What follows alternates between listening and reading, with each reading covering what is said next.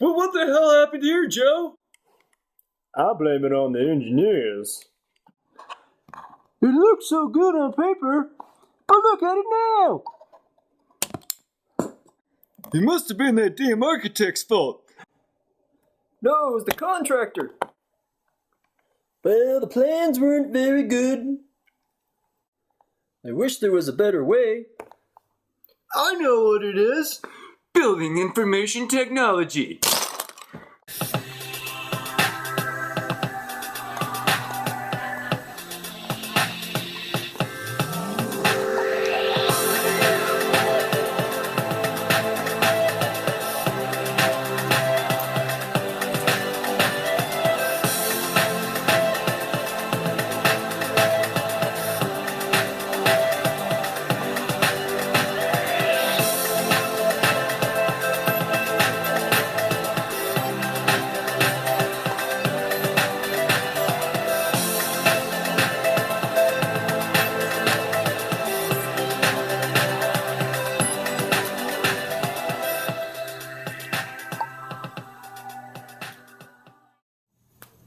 I'm Cameron Donegan, Virtual Construction Manager for Adolph Simon Peterson Construction.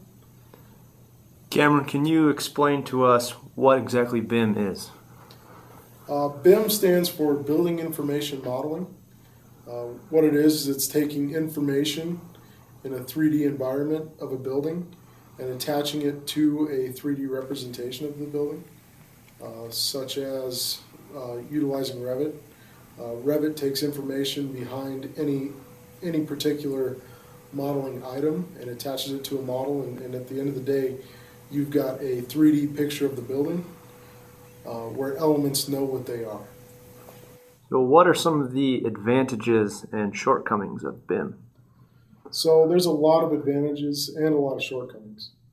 Seeing as, I'll start out with the shortcomings, seeing as there's information that is being put into these models by someone, a modeler or an architect or an engineer.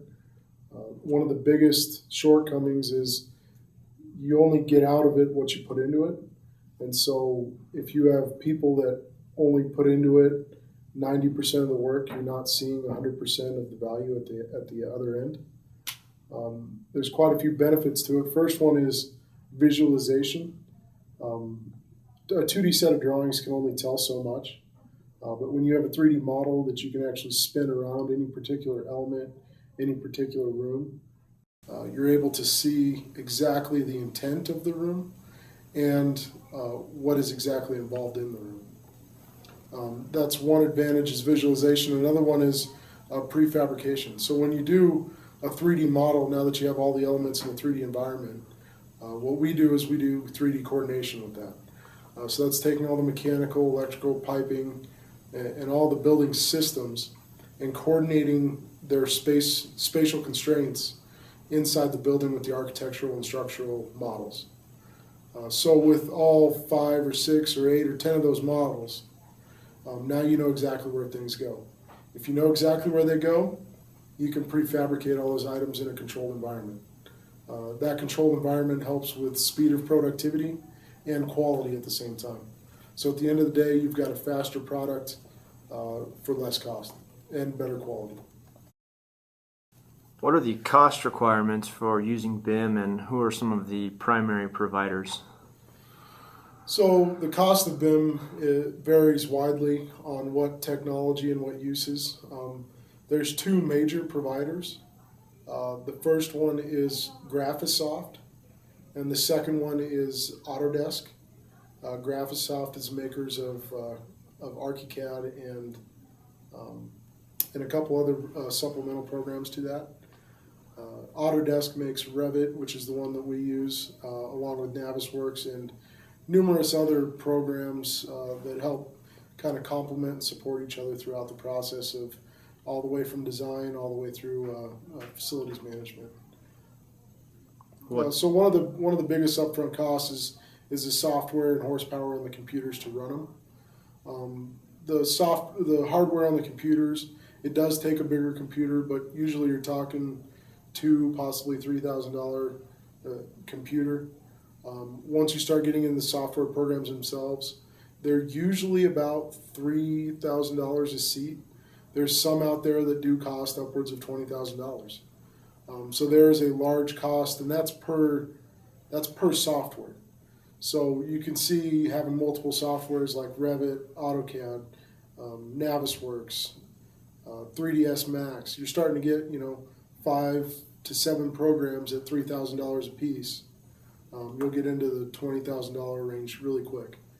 On top of that, there's a big curve right now with training and getting people trained, and it does take a lot of time and effort on a company's part to get people trained and able to utilize these programs and softwares to see the savings during construction or even the savings during design. Let's talk about some reasons why a firm would want to adopt this technology. So one of the biggest factors driving this right now is owners are seeing savings on projects, so they're requiring it of their architects and engineers and of their contractors. So if you want to get a project, you have to be able to do it. From the contractor side, they should be doing it because at the end of the day, it does save time and money.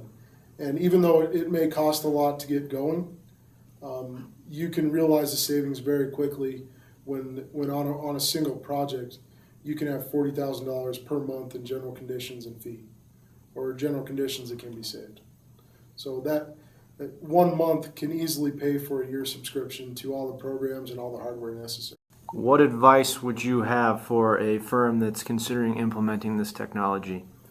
So one of the biggest pieces of advice that I have is if you really want to see the savings and you don't just want to see BIM as a cost, you need to hire someone or have someone bring someone up in-house with training that understands not only the software side of it, the modeling side of it, but also the construction side. They have to be construction savvy, and they have to be able to converse well with other people, other subcontractors, convey their messages, run meetings, and be able to identify constructability issues throughout the coordination of the model.